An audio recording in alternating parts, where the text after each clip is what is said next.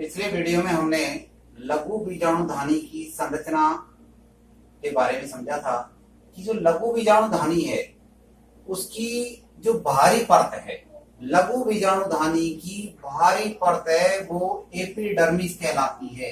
क्या कहलाती है? एपिडर्मिस। एपिडर्मिस होती है। लघु बीजाणुधानी की बाहरी परत का क्या नाम है? एपिडर्मिस कहलाती है। इस एपिडर्मिस जो होती है परत है, इसके अंदर समांगी कोशिकाएं पाई जाती है। कैसी कोशिका पाई जाती है? इनमें समांगी कोशिकाएं पाई जाती है। ये समांगी जो कोशिका होती है इनको कहते हैं प्रपसु कोशिका। प्रपसु, इनको क्या कहते हैं? इनको प्रपसु कोशिका कहते हैं। इन प्रपसु कोशिकाओं में से एक कोशिका बड़े आकार की हो जाती है। इन प्रपसु कोशिकाओं में से एक कोशिका बड़े आकार की हो जाती है। जो बड़े आकार की जो कोशिका होती है उसको लघु बीजाणु मात्र कोशिका कहते हैं। उसे क्या कहते हैं? उसे लघु बीजाणु मात्र कोशिका कहते हैं। तो क्या बन गई यहां पर? लघु बीजाणु मात्र कोशिका बन गई हमारे पास। अब हमको पढ़ना है लघु बीजाणु जनन, यानी ये लघु बीजाणु मात्र कोशिका है, इसी के द्वारा लघु बीजाणु बनेंगे। अर्थात लघु बीजाणु जनन के बारे में पढ़ेंगे कि लघु बीजाणु जनन क्या होता है, माइक्रोस्पोरोजेनेसिस क्या होता है। कि सबसे पहले जो ये पराग कोश है, इस पराग कोश यानी परागपुट जो होता है, इसके अंदर प्राथमिक लघु बीजाणु मात्र कोशिका बनती है। प्राथमिक लघु बीजाणु मात्र कोशिका बनती है। किसके अंदर बनती है? इसी पराग कोश में बनती है। प्राथमिक लघु बीजाणु मात्र कोशिका बनती है। ये प्राथमिक लघु बीजाणु जो मात्र कोशिका है वो द्विगुणित होती है, अर्थात 2n होती है। इन लघु बीजाणु मात्र कोशिकाओं में अर्धसूत्री विभाजन होता है। इनमें क्या होता है? इनमें अर्धसूत्री विभाजन होता है। अर्धसूत्री विभाजन होने से इनमें अगुणित लघु बीजाणु बन जाते हैं। जैसे इनमें विभाजन होगा, सूत्री विभाजन होगा, तो क्या बन जाएंगे? लघु बीजाणु बन जाएंगे। और ये जो लघु बीजाणु बनेंगे वो कैसे होंगे? वो अगुणित होंगे, अर्थात n होंगे। तो ये लघु बीजाणु जो बनने की जो क्रिया है इसी को क्या कहते हैं? लघु बीजाणु जनन कहते हैं, यानी माइक्रोस्पोरोजेनेसिस कहते हैं इसे। माइक्रोस्पोरोजेनेसिस के नाम से इसको जाना जाता है। तो डेफिनेशन के हिसाब से लिखेंगे हम कि ये परागकोश है, इसमें परागपुट होते हैं। तो परागपुट में प्राथमिक लघु बीजाणु कोशिका पाई जाती है। प्राथमिक लघु बीजाणु मात्र कोशिका पाई जाती है। इन कोशिकाओं को क्या कहते हैं? लघु बीजाणु मात्र कोशिका कहते हैं। क्या कहते हैं इनको? लघु बीजाणु मात्र कोशिका कहते हैं। और ये लघु बीजाणु जो मात्र कोशिका है ये किससे बनी थी? ये प्रपसु कोशिका से बनी थी। जो प्रपसु कोशिका है ये समांगी प्रकार की कोशिका होती है। इन्हीं कोशिकाओं में से एक कोशिका बड़े आकार की हुई थी, उसी का नाम दिया था लघु बीजाणु मात्र कोशिका। और लघु बीजाणु मात्र कोशिका में विभाजन होता है, अर्धसूत्री विभाजन होता है, और इसी से बनता है अगुणित लघु बीजाणु। इस क्रिया का नाम ही क्या है? लघु बीजाणु जनन कहते हैं। तो परिभाषा लिखेंगे इसकी कि परिभाषा क्या बनी कि लघु बीजाणु मात्र कोशिका से अर्धसूत्री विभाजन के द्वारा, लघु बीजाणु मात्र कोशिका से अर्धसूत्री विभाजन द्वारा लघु बीजाणु बनने की जो प्रक्रिया है इसी को क्या कहते हैं? लघु बीजाणु जनन कहते हैं। अच्छी तरह डेफिनेशन को समझे और सुने। लघु बीजाणु मात्र कोशिका से, लघु बीजाणु मात्र कोशिका से अर्धसूत्री विभाजन के द्वारा लघु बीजाणु बनने की प्रक्रिया को लघु बीजाणु जनन कहते हैं। क्या कहते हैं? लघु बीजाणु जनन कहते हैं, माइक्रोस्पोरोजेनेसिस कहते हैं। तो ये लघु बीजाणु जो बनते हैं ये कितने बनते हैं? 4 बनते हैं। 4 लघु बीजाणु बनते हैं। ये चारों जो लघु बीजाणु हैं ये कैलोज नामक एक संरचना के द्वारा जुड़े रहते हैं। जो चारों लघु बीजाणु बनते हैं वो किसके द्वारा जुड़े होते हैं? वो कैलोज नामक एक संरचना होती है उसके द्वारा चारों लघु बीजाणु जुड़े होते हैं। ये जो कैलोज है ये विघटित हो जाती है। क्या हो जाती है? ये विघटित हो जाती है। और ये विघटित किसके द्वारा होती है? एक एंजाइम होता है जिसका नाम कैलेज एंजाइम है। क्या नाम है उसका? कैलेज। ये कैलेज एंजाइम है। ये कैलेज एंजाइम क्या करता है? इसे कैलोज का विघटन कर देता है। जैसे ही कैलोज का विघटन होगा सारे लघु बीजाणु जो चतुष्क जो जुड़े हुए थे चारों लघु बीजाणु जिसको चतुष्क के रूप में जाना जाता है और ये चारों लघु बीजाणु चतुष्क के अलग अलग हो जाते हैं। अर्थात जो चारों एक जगह लघु बीजाणु जुड़े हुए थे वो चारों लघु बीजाणु क्या हो जाते हैं? चतुष्क में से अलग अलग हो जाते हैं और ये मुक्त हो जाते हैं। मुक्त होने के बाद चतुष्क में से जैसे ही लघु बीजाणु मुक्त होगा, मुक्त होने के बाद वह लघु बीजाणु कैसे आकार का बन जाएगा? गोलाकार आकृति का बन जाएगा। कैसी आकृति का बन जाएगा? गोलाकार आकृति का बन जाएगा। इसी को क्या कहते हैं? हम परागकण कहते हैं। क्या कहते हैं इसको? परागकण कहते हैं। तो परागकण किसे कहा? कि जो चारों जो लघु बीजाणु थे वो चारों लघु बीजाणु आपस में जुड़े हुए थे। तो किसके द्वारा जुड़े हुए थे? कैलोज के द्वारा जुड़े हुए थे। और ये जो कैलोज थी इसका एंजाइम के द्वारा विघटन हो गया कैलेज एंजाइम के द्वारा। जैसे ही कैलेज एंजाइम के द्वारा विघटन हुआ तो लघु बीजाणु चतुष्क अलग अलग हो गए। लघु बीजाणु जो थे वो चतुष्क से अलग हो गए और जैसे ही अलग हुए तो मुक्त हो गए और मुक्त होने के बाद गोलाकार आकृति बना लेते हैं। ये गोलाकार जो आकृति बनती है, इस प्रकार की गोलाकार जो आकृति बनती है, इन्हीं को क्या कहते हैं? हम परागकण कहते हैं। क्या कहते हैं इनको? इनको परागकण के नाम से जाना जाता है। तो इस प्रकार से परागकण का निर्माण हो गया। तो परागकण बन गए। तो आक और आर्किड्स में किस किस में? आक में आक व आर्किड्स। आर्किड्स आक और आर्किड्स के अंदर जो परागकण है वो क्या होते हैं? आपस में जुड़े हुए होते हैं, आपस में संयुक्त होते हैं और संयुक्त होने के बाद क्या बनाते हैं? वो पराग पिंड बना लेते हैं। क्या बना लेते हैं? वो पराग पिंड बना लेते हैं। आक में और आर्किड्स में। आक और आर्किड्स में जो परागकण है, जो परागकण है वो संयुक्त हो जाते हैं और संयुक्त होने के बाद क्या बनाते हैं? वो पराग पिंड बनाते हैं। क्या बनाते हैं? पराग पिंड बनाते हैं। तो लिखेंगे आक व आर्किड्स में, आक व आर्किड्स में परागकण, आक व आर्किड्स में परागकण संयुक्त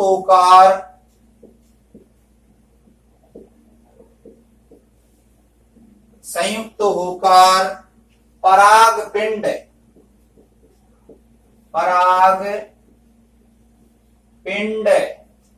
बनाते हैं। क्या बनाते हैं? पराग पिंड बनाते हैं। आक व आर्किड्स में परागकण संयुक्त होकर के क्या बनाते हैं? पराग पिंड बनाते हैं। ये दोनों जो परागकण है वो संयुक्त हो गए एक जगह और संयुक्त होने के बाद क्या बना लिया इन्होंने? पराग पिंड का निर्माण कर लिया। ये किस में हुआ? ये आक में और आर्किड्स में। ड्रोसेरा में टाइफा के अंदर सभी जो परागकण है वो एक साथ जुड़े रहते हैं। भाई ड्रोसेरा में और टाइफा में जितने परागकण होते हैं वो सारे जो परागकण है वो सारे एक साथ जुड़े रहते हैं, एक जगह जुड़े हुए होते हैं। और जुड़ने के बाद उन्हें फिर क्या कहते हैं? उन्हें कहते हैं संयुक्त परागकण। क्या कहते हैं उनको? संयुक्त परागकण। संयुक्त परागकण किसे कहते हैं? जो परागकण आपस में जुड़े होते हैं उसी को संयुक्त परागकण कहते हैं। यदि चतुष्क में 4 से अधिक यदि बीजाणु उपस्थित है, कितने? 4 से अधिक यदि उपस्थित है तो फिर उसे क्या कहते हैं? बहुबीजाणुता। और ईश्वरी के नाम से जानते हैं। क्या कहते हैं इसको? बहुबीजाणुता कहते हैं। किसे कहते हैं बहुबीजाणुता? यदि चतुष्क में 4 से अधिक, यदि चतुष्क में 4 से अधिक बीजाणु उपस्थित होते हैं तो उसे क्या कहते हैं, बहुबीजाणुता के नाम से जाना जाता है। क्या कहते हैं इसे, बहुबीजाणुता कहते हैं। तो जो लघु बीजाणु जो होते हैं उनकी जो व्यवस्था होती है, उन व्यवस्था के क्रम के अनुसार जो चतुष्क है वो मुख्य रूप से 5 प्रकार के होते हैं। कितने प्रकार के होते हैं चतुष्क? चतुष्क 5 प्रकार के होते हैं।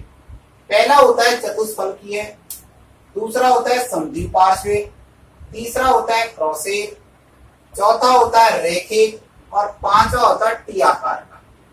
रैखिक और टी आकार का, एक होता है रैखिक रैखिक और एक होता है टी आकार का, टी आकार का। इस प्रकार से कुल मिला के कितने हो गए चतुष्क, कितने प्रकार के हुए? चतुष्क 5 प्रकार के होते हैं। कौन कौन से होते हैं? पहला होता है चतुष्फलकीय। पहला कौन सा होता है? चतुष्फलकीय होता है। दूसरा कौन सा होता है? समद्विपार्श्विक होता है।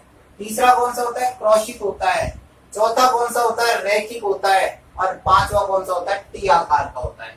इस प्रकार से ये 5 प्रकार के चतुष्क होते हैं। कितने प्रकार के? 5 प्रकार के। तो चतुष्फलकीय जो होता है वो द्विबीजपत्री पादपों में पाया जाता है। किसमें पाया जाता है? द्विबीजपत्री पादपों में पाया जाता है। यानी द्विबीजपत्री पादपों में कौन सा चतुष्क पाया जाता है? चतुष्फलकीय आकार का पाया जाता है। कौन से आकार का? चतुष्फलकीय आकार का पाया जाता है। तो चतुष्फलकीय आकार कैसा होता है?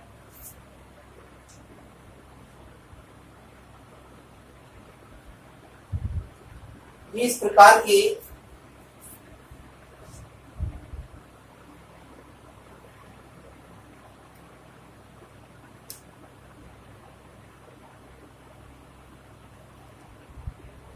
ये इस प्रकार की संरचना बनती है।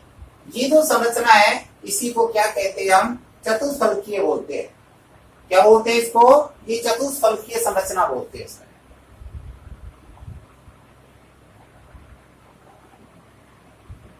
ये चतुष्फलकीय संरचना बन गई। तो चतुष्फलकीय जो संरचना होती है इन्हें एक और से देखने पर, यदि इनको इधर से देखेंगे हम तो हमें इसमें 3 लघु बीजाणु दिखाई देंगे, क्योंकि होते कितने? 4। तो यदि इनको एक और से देखेंगे तो एक और से देखने पर केवल 3 ही लघु बीजाणु दिखाई देंगे। क्योंकि 3 दिखाई दे रहे हैं, 1 2 3। लेकिन चौथा जो लघु बीजाणु है वो कहाँ होता है? इनके पीछे की ओर होता है।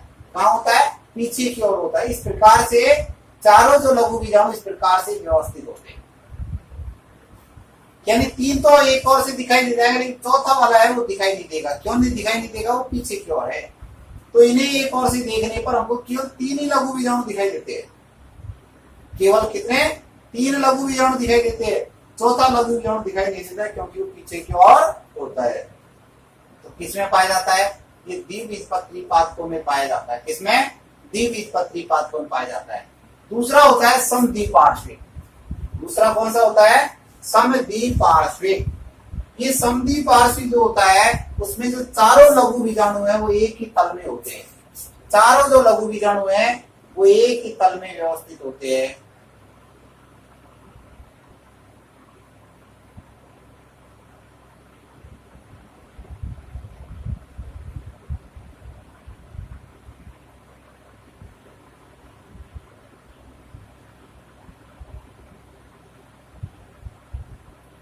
ये चारों लघु बीजाणु, एक लघु बीजाणु ये रहा, दूसरा, तीसरा और ये चौथा, जो चारों लघु बीजाणु हैं वो एक ही तल में होते हैं। समद्विपार्श्विक यानी जिसके 2 हिस्से बिल्कुल समान हो।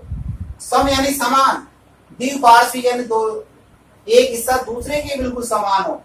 एक हिस्सा यदि दूसरे के यदि बिल्कुल समान होता है जिसको बोलते हैं समद्विपार्श्विक। तो इसमें जो चारों लघु बीजाणु एक ही तल में होंगे, 1 2 3 और ये 4, चारों जो लघु बीजाणु एक ही तल में उपस्थित होते हैं। क्या उदाहरण आता है इसका? एक बीजपत्री पादप। एक बीजपत्री पादप एक बीजपत्री पादप में होता है। भाई चतुष्फलकीय उदाहरण तो है द्विबीजपत्री। द्विबीजपत्री जो पादप होते हैं उसमें चतुष्फलकीय आकार का होता है चतुष्क। और जो समद्विपार्श्विक जो होता है वो एक बीजपत्री पादपों में होता है। और तीसरा होता है क्रॉसित आकार का। तीसरा कौन सा है? क्रॉसित आकार का होता है। क्रॉसित आकार कैसी बनती है? तो क्रॉसित जो आकार है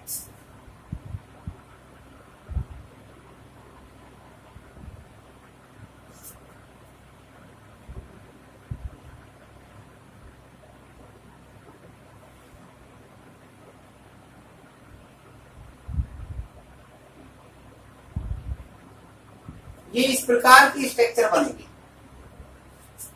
जिसमें दो दो जो लघु बीजाणु होते हैं वो तो एक दूसरे से 90 डिग्री के होते हैं। जैसे ये 90 डिग्री का कोण बन गया, ये कोण कितने डिग्री का है? ये भी 90 डिग्री का है।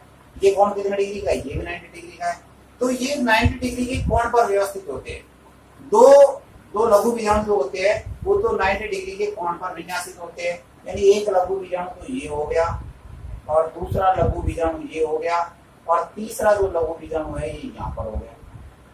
ये तो इसमें नीचे वाला जो युग्म होता है उसमें केवल एक ही लघु बीजाणु दिखाई देता है। भाई ऊपर का जो है इनमें दो दो लघु बीजाणु एक दूसरे से 90 डिग्री का कोण बनाते हैं। तो ये दोनों जो लघु बीजाणु है ये तो एक दूसरे से 90 डिग्री के कोण पर व्यवस्थित है, जिसमें ऊपर वाले युग्म के दोनों लघु बीजाणु और नीचे वाले युग्म का केवल एक लघु बीजाणु ही दिखाई देता है। चौथे नंबर का जो लघु बीजाणु वो दिखाई नहीं देता है। चौथा लघु बीजाणु इसमें दिखाई नहीं देता है। होता तो उपस्थित होता है लेकिन वो दिखाई नहीं देता है। उदाहरण के लिए उदाहरण क्या लेंगे इसका मोनोलिया उदाहरण है। क्या नाम है, क्या उदाहरण इसका? मोनोलिया। मोनोलिया में किस प्रकार का चतुष्क पाया जाता है? मोनोलिया में क्रॉसित आकार का चतुष्क पाया जाता है। क्रॉसित आकार में क्या होता है? दो लघु बीजाणु तो 90 डिग्री कोण पर व्यवस्थित होते हैं और एक लघु बीजाणु नीचे होता है, इसलिए तीन ही लघु बीजाणु इसमें दिखाई देते हैं। तो चौथे नंबर का लेते हैं। चौथे नंबर का लिखेंगे कौन सा होता है? चौथे नंबर का वो रैखिक होता है। कौन सा होता है? रैखिक आकार का होता है।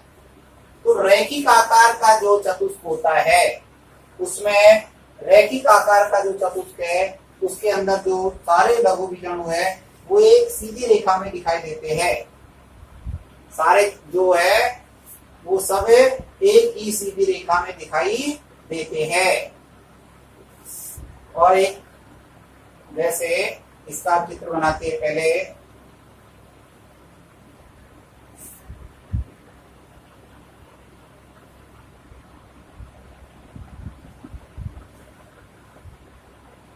सभी लघु बीजाणु एक सीधी रेखा में होते हैं। तो नंबर 4 रैखिक। रैखिक रैखिक चतुष्क कौन सा है? नंबर चौथा कौन सा है? रैखिक चतुष्क। सभी लघु बीजाणु एक सीधी रेखा में होते हैं। सभी लघु बीजाणु एक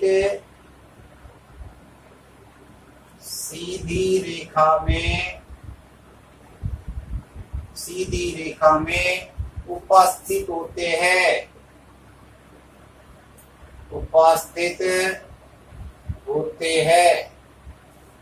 यानी जो सभी लघु बीजाणु जो होते हैं वो सभी लघु बीजाणु कहाँ होते हैं? वो एक सीधी रेखा में उपस्थित होते हैं। जैसे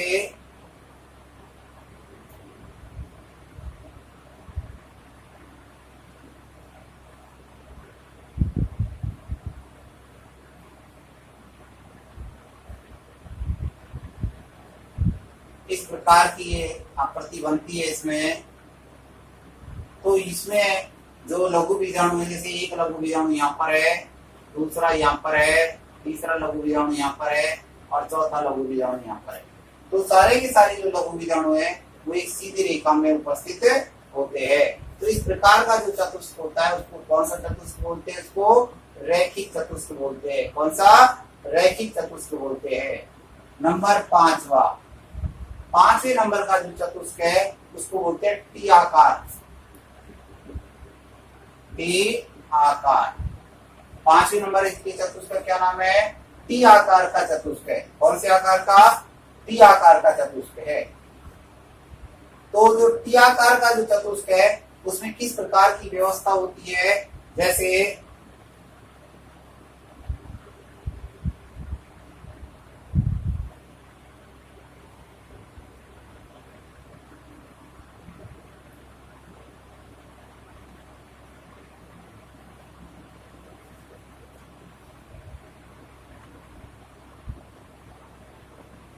तो इसमें चार जो लघु बीजाणु कहाँ कहाँ व्यवस्थित होंगे। एक लघु बीजाणु इसमें व्यवस्थित होगा, एक लघु बीजाणु यहाँ होगा, एक इस जगह होगा और एक इस जगह होगा। इस प्रकार से जो चारों लघु बीजाणु है वो इसमें पाए जाते हैं। तो ये जो आकृति बनती है इसको टी आकृति के नाम से जाना जाता है। इनमें दो लघु बीजाणु जो होते हैं, इनमें दो लघु बीजाणु जो होते हैं वो तो कहाँ होते हैं, अनुप्रस्थ रूप में, दो लंबवत रूप में व्यवस्थित होते हैं। दो कहाँ होते हैं, अनुप्रस्थ रूप में इनमें व्यवस्थित होते हैं। इनमें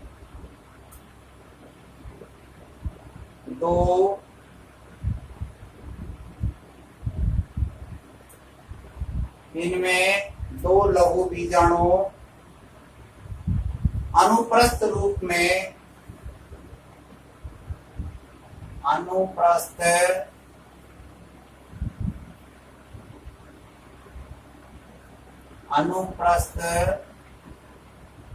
इनमें दो लघु बीजाणु अनुप्रस्थ रूप में तथा दो लंबवत रूप में तथा दो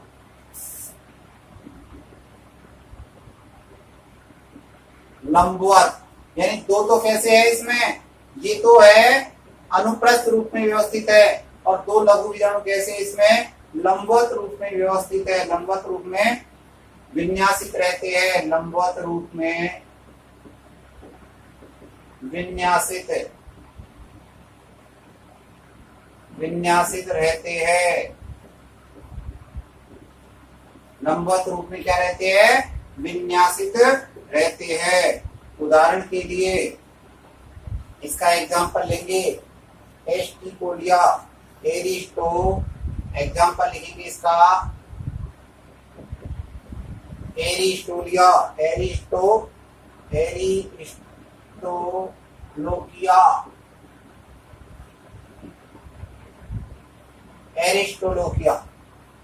तो एरिस्टोलोकिया जो है उसमें टी आकार का चतुष्क पाया जाता है। टी आकार का जो चतुष्क होता है इसमें दो लघु बीजाणु तो अनुप्रस्थ रूप में व्यवस्थित होते हैं और दो लघु बीजाणु जो होते हैं वो किस रूप में होते हैं, लंबवत रूप में होते हैं। तो ये दो तो लंबवत रूप में है और ये किस रूप में है, ये है अनुप्रस्थ रूप में है। तो इस प्रकार की चार प्रकार के चतुष्क हो गए। चार प्रकार के चतुष्क हमने लिए थे। सबसे पहले नंबर का जो चतुष्क लिया था उसका नाम था चतुष्फलकीय। पहले नंबर का कौन सा लिया था, चतुष्फलकीय।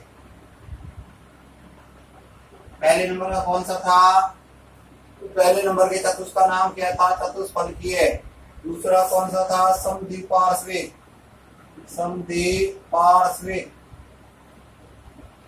तीसरा कौन सा था, क्रॉसेट। चौथा कौन सा था, रैखिक। और पांचवा कौन सा था, टी आकार। चतुष्फलकीय जो था उसका उदाहरण क्या लिया था, द्विबीजपत्री पादप। समद्विपार्श्विक का उदाहरण क्या लिया था, एक बीजपत्री पादप।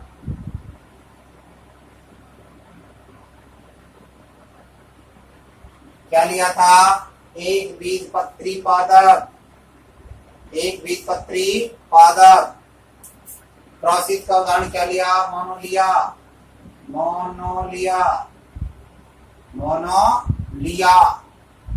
क्या लिया था, मोनोलिया। और जो मोनोलिया लिया था, और इसका जो उदाहरण है हेलोपिया। क्या है इसका उदाहरण, हेलोपिया।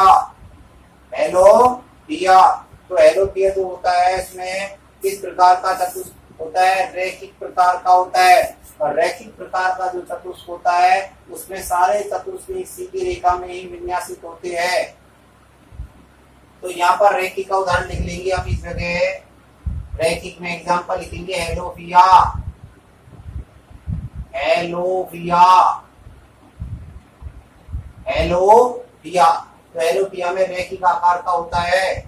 लास्ट नंबर जो 5वां है टी आकार, एरिस्टोलिया, एरिस्टोलिया, एरिस्टोलिया। तो ये 5 प्रकार के चतुष्क हो गए विन्यास के आधार पर। तो विन्यास के आधार कितने प्रकार के चतुष्क पढ़े हमने? 5 प्रकार के चतुष्क पढ़े। तो 5 प्रकार के चतुष्क पूरे